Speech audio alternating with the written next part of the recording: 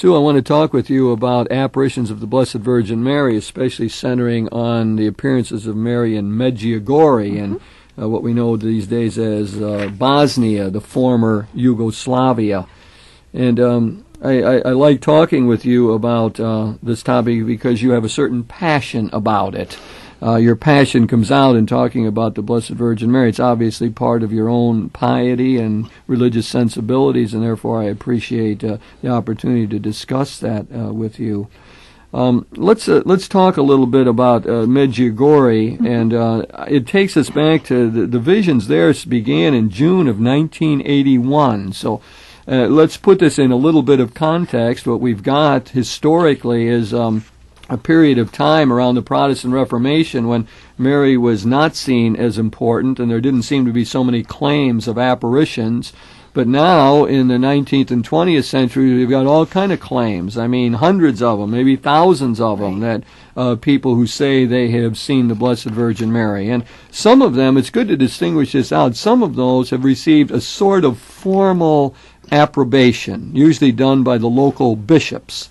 And the most famous ones, I suppose, that have been formally approved would be La Salette. It takes us back to France in the 1840s, and also that at Lourdes in France in 1850s, and then Fatima in Portugal in 1917. So those would be ones that have been approved, right? To say approved means that the local bishop has said that they are credible, that they're worthy of what they're often called human faith, but not compelling, not that anyone has to believe them, Catholics included, but that there is a certain predisposition to think there's a validity to those experiences. Right.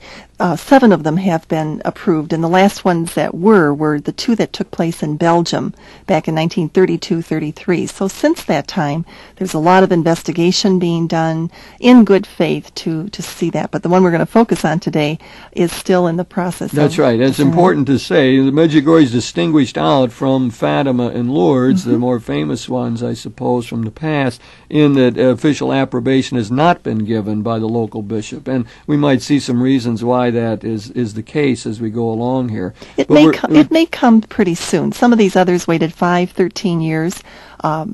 One thing very different about this, and I'm sure we'll talk more about it as the time goes on, these are daily events. The others may have been a single time. That's right. Or La Salette was one vision, time. and then at Fatima you had 6 major appearances and so on. But these at Medjugorje have been going on now for 10 years and more, and still continue. It began that there were 6 youngsters involved. Again, a common thing in apparitions that it occurs with simple, usually peasant kind of youngsters of simple faith, often people who have suffered a good deal in their lives and had to deal with poverty and that sort of thing. So we have 6 youngsters. We have 6 youngsters, yes, by the names Vicka Nankovic, Ivanka Ivankovic, Maria Pavlo, and Mariana Megovic are the women, and then the 2 boys are Ivan Dragovic and the youngest one, the little one, Yakov Kolo.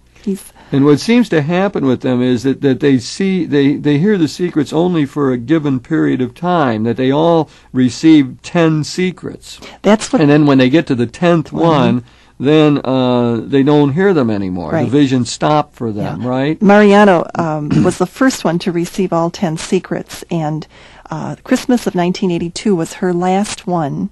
And now Mary only appears to her on her birthday or on very special feasts. And there's something that once all 6 receive all 10, that the apparitions will finish, and then some of whatever the messages or predictions will begin to take place. So it's not a finality yet. It's still in process, and it's taking place even as we're here. Right, and we should put a little context on that as well, that for many years, millions of pilgrims went there to make pilgrimages. I know many of my friends have gone there to Medjugorje and have witnessed the events there, been part of it all, been touched by the faith experience. And now, given the terrible war in the former Yugoslavia, we must remember that Medjugorje is is within Bosnia, one of the republics that made up former Yugoslavia, and that this is an area that is racked by war and so on. And so the pilgrimages there have ended. People can't go there now. And I think that has been a great disappointment to many people in the United States who had looked forward to that experience, many of them wanting to go back a second time after experiencing it the first time. Right. This brings it right here to Toledo. Just last week I went to the Theotokos apostolate. Theotokos means the God bearer, and one of the traditional titles of Mary. Right? She being the primary God bearer, and that's located over at 4427 Talmadge, Suite N4. It's right near Monroe, and that is a Marian center here. And Here in Toledo, right. I visited with the volunteers. They're open on Tuesdays, Wednesdays, and Thursdays from 12 to 4. Volunteers head it. It's a lending library of videos of Marian devotion. There are books and artifacts to buy. But I had a very valued experience visiting with the 3 women who were volunteering that day, and each of them had been to Medjugorje. They said that basically people do not go there now unless there's a very strong call to do so, because but again, Jim, we're caught in such turmoil taking place, and yet Mary dips into the turmoil with her messages. Well, I think that's a point that we need to get into here, because it appears as though the apparitions in modern times are connected with crises, with cultural problems, with societal difficulties, with the threats of war, with actual wars. It very much, the apparitions occur within that crisis mentality, and that's worth looking at, I think. Although I don't know if there's more we want to say just about the people involved before we get into all of that, and what has been going on actually at Medjugorje. There is one thing I would like to get into, and that is the apparent conflicts between the Franciscan clergy that attend to the parish where these apparitions occur and the local bishops. It seems as though the Franciscans, of course, are pushing this and seeing it as a good thing, and they have made all of these apparitions sort of part of their pastoral practice. And it's been a big part of it is frequenting the sacraments, going to confession more often. The pilgrims that come there have that opportunity to go to Mass and communion and to pray the rosary and so on. And on the other hand, it seems as though the bishops in that part of the world have been much more reluctant to accept all of this and are constantly throwing out cautions about it. That's right. And I believe that you're probably seeing here some sort of an historical conflict between the Franciscans and the secular clergy in that part of the world. Right. Basically, I think what might be important to remember at this point is that let us look at the fruits. Let's see what good will come. As one of the persons said about Medjugorje, there's a lot of enthusiasm. There's a lot of euphoria that is happening. It does need the stabilizing influence of the church. And so time will bear this out. Interesting from my studies through the book that we both have read, as well as other videos that I borrowed from the Theotokos apostolate, the bishop initially gave affirmation and then has stepped away. And initially the parish priest did not accept it, was very cautious, was discouraging it. Once he accepted it, the apparitions moved from the hillside into the parish church, and that's where they occur every night. People gather about 5 o'clock to pray the rosary. Inside St. James Church in Medjugorje, and it's in the side chapel where the apparitions occur. They can be as short as 3 to 5 minutes or as long as 45. And you're talking every day every evening. And in the videos that I've seen, and of course we're in a video age now, unlike Lourdes or Fatima or La Salette, the targeted attention of the visionaries, they are all looking at the same spot. They're not looking at each other, and they are in communication with Mary. I know that became a convincing point for a good friend of mine, John Savage, who has been over there a number of times, and he witnessed this himself, and that became his point of credibility. He watched their eyes and how they all, without looking at each other, looked to the same spot at the same time, and that became to him corroborating proof that indeed something was going on here and that they were having the kind of visions that they claimed to have. Interesting. I think one of the visionaries asked Mary, "Why did you choose us?" And she told that individual, "God has given me a choice of any possibility, and I have chosen you." Vitska is the older one. She's quite strong-willed and courageous and very outgoing, and it has been known that Our Lady has been giving her information about Mary's earthly life, and that someday Vitska will, when the time is right, that she can reveal that. We will have a book that Mary has dictated to Vitska. We have this interesting theme of secrets again, don't we, as we find in all of the Marian devotions and apparitions of our modern time, that Mary confides certain secrets, and then it's a question of will they reveal them and how they'll reveal them and so on. And certainly that's a major part of what is going on at Medjugorje as well. One of the secrets, I believe it's the seventh one, I'm not sure on this as I say it, but that it's through prayer and fasting that wars can be averted and devastation can be minimized. And evidently, things have changed historically because of the response of millions of people. That's a faith statement as I'm saying that, Jim. I don't have, guaranteed anything more, but I think that's something that's really, really special. I have before me, Sue, here a newspaper that is put out. It's called Queen of Peace, put out by the Pittsburgh Center for Peace, special edition, summer-fall 1991, and it's all devoted to apparitions of Mary throughout the whole world, and it has a statement here by Cardinal Ratzinger about the importance of the Marian apparitions, that they're multiplying all over the world, and so on. And in here, they concentrate on Medjugorje in this publication a great deal. And this was sort of a 10th anniversary issue here. But what you get is the urgency of this message. They keep stressing this. And Mary is bringing a prophetic message. There's urgency, and it warns that a catastrophe overhangs our world as punishment for its neglect of God and disregard for His commandments. Now, here we get a typical theme in the modern apparitions. It is what we would call an apocalyptic theme. Right. Apocalyptic, we know that word we used to call the last book of the Bible the Apocalypse. And we say the book of Revelation, that's what we call that last book now, is apocalyptic literature. Apocalyptic literature was written in times of crises to give hope to people who are under persecution. It was written in coded language, and it used striking imagery from the Hebrew Scriptures to make the point. And it often talked about the imminent end of the world, that things were coming out. This was the mindset that was strongly present in the time of Jesus. Right. And much of Jesus' own teaching is couched, as we find it in the New Testament, in those apocalyptic kinds of phrases and that apocalyptic imagery. So that is a very good way of understanding this message of Medjugorje. I notice here that they make a big thing out of John the Baptist. It says it was on the feast June 24th of John the Baptist that the first apparition took place at Medjugorje.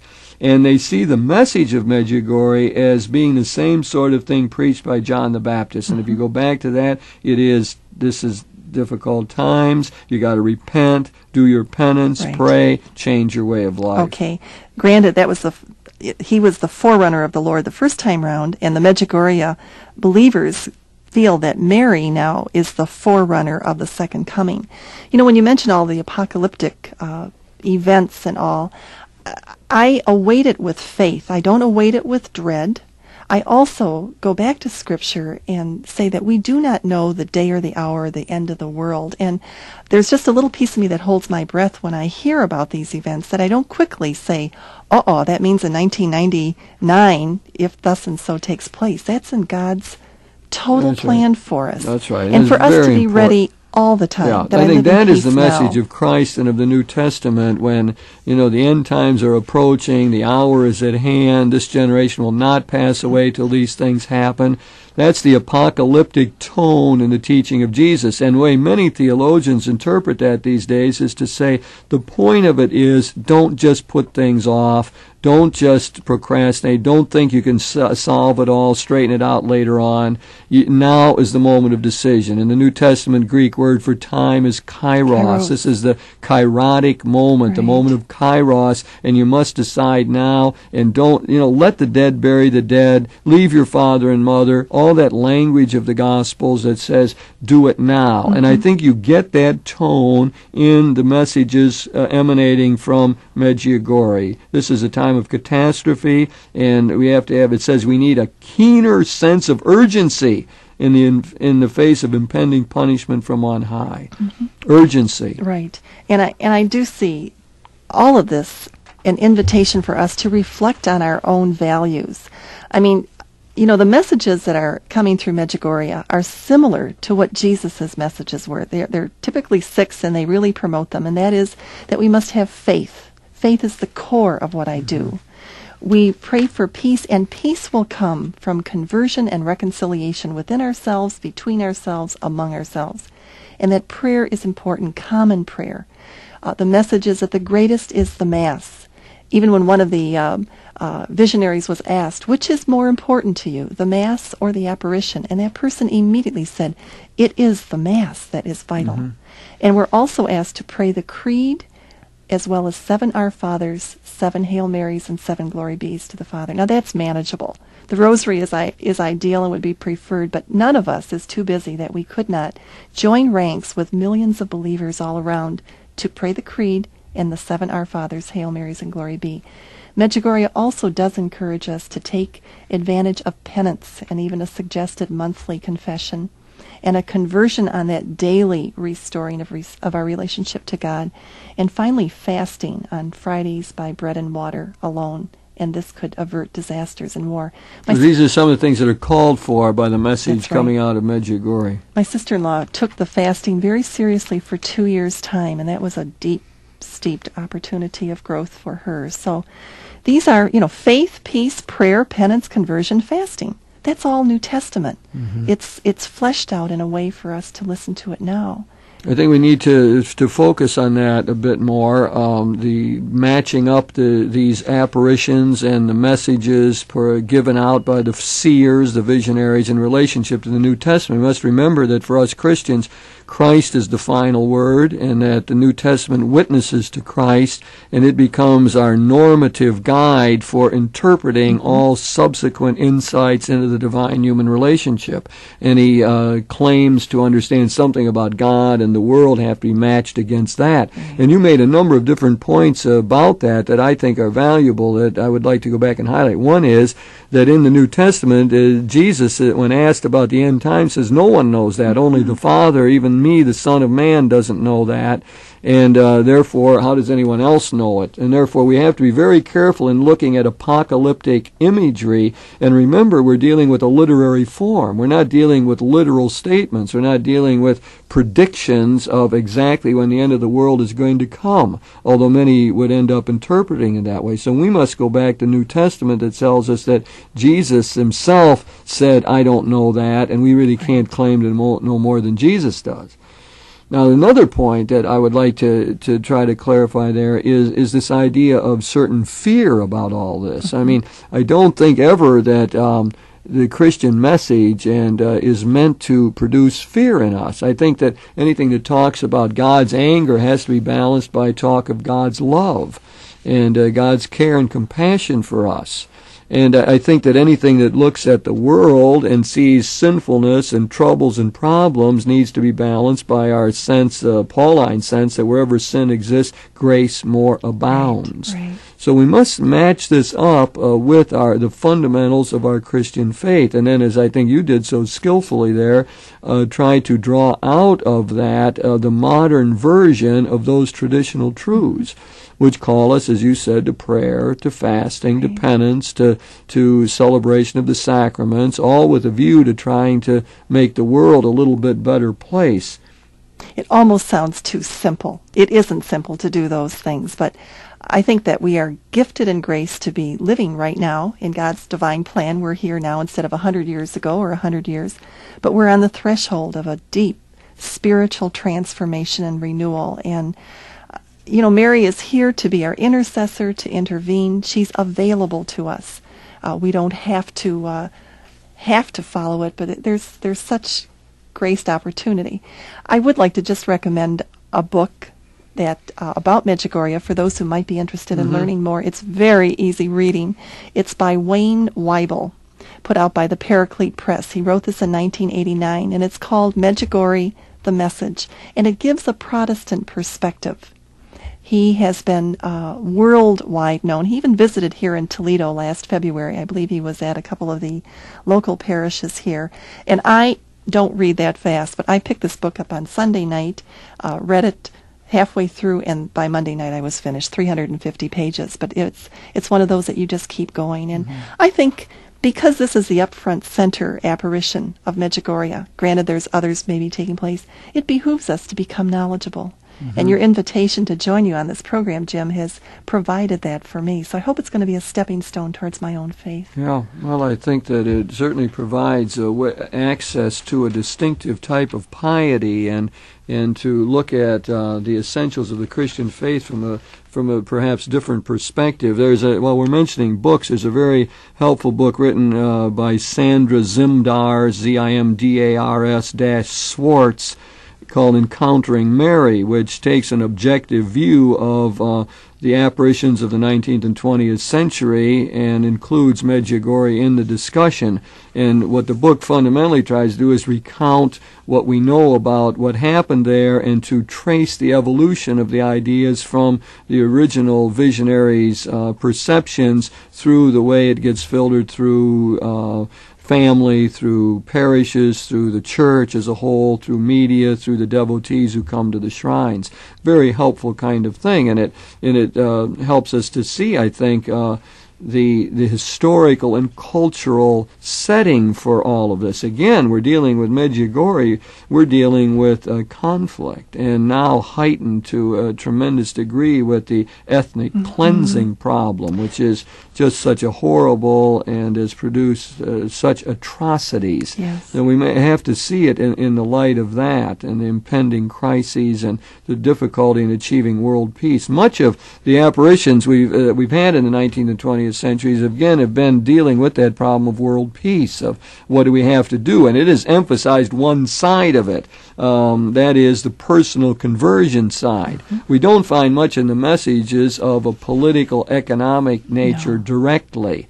And some people would say, well, if you're going to look at a full spirituality, you'd have to see that side of it as well, that Christian people have to be involved in changing structures, in improving institutions, in fighting social sin, that evil which gets manifested within systems. So there's another side to the Christian message that needs to be brought out if we try to develop a full spirituality. Although I notice that in reading some of the material out of Medjugorje, it does talk about, for example, here, the hundreds of millions of inhabitants of poor countries who have to swallow bitter tears over their distress instead of being able to eat the bread of fraternal sharing.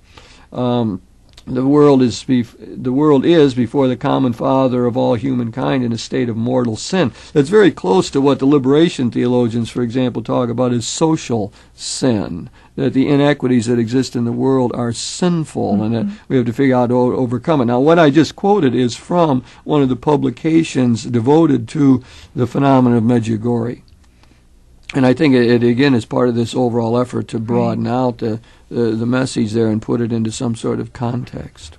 We think of social sin perhaps far away, but I think it's also behooves us to reflect, Jim, on how we participate in what are the social sins of our own era. That's another topic perhaps, but we for better or for worse contribute to where God's action is taking place right here in Toledo. Indeed. There's a side to this that I wanted to bring out, and that is the sort of constant tension throughout Christian history between what we would call the institutional church and its charismatic element. And what happens with the apparitions is that individuals begin to see something about faith, about God and the world that really is not part and parcel of the general perception of the Christian community at the time. In other words, it's they sort of go their own way. They got an access to God in a sense that other people that are just bound to the institution don't have. Right. It sets up a conflict that we've always seen. We saw it back in Corinth in the New Testament time between those people who spoke in tongues and those who wanted a more rigid kind of community. And we're seeing that again. I think we're seeing it a bit with the bishops in the Medjugorje area and in relationship to these visionaries who seem to be going in a different direction. The church is always, as my teacher Karl Rahner says, both charismatic and always institutional. And so you have to find your ways to put those two things together. Right. How much time do we have? You have something you want to say yet? Go ahead. You have 30 seconds. I have 30 seconds. This is the message from Mary for last month. Dear children, today I call this is the Medjugorje message. Yes. I call you to accept and live my messages with seriousness. These days are the days which you need to decide for God, for peace, and for the good. Make every hatred and jealousy disappear from your life and your thoughts, and may there only dwell love for God and for your neighbor, and thus, only thus, will you be able to discern the signs of this time. I am with you, and I will guide you into a new time, a time which God gives you His grace, so that you may get to know Him more. Thank you for having responded to my call. Well, now that is interesting because it points out that very often the messages that have come through the great apparitions in modern times have been very consonant with the gospel. They pick up major New Testament themes and play them out in various ways. In this case, the decision for God and the work for peace and so on, and overcoming hatred and jealousy, as you suggested in the quote that you read. I mean, it's all very familiar ground to Christian people. I would say it doesn't matter what denomination, one can recognize the gospel in all of that. We always have to remember the apparitions are not for everyone. Not everyone really understands them or appreciates them, but for some attuned to them, they become a powerful source of faith and give a healing spirit, unleash it in the world, and help all of us perhaps come closer together.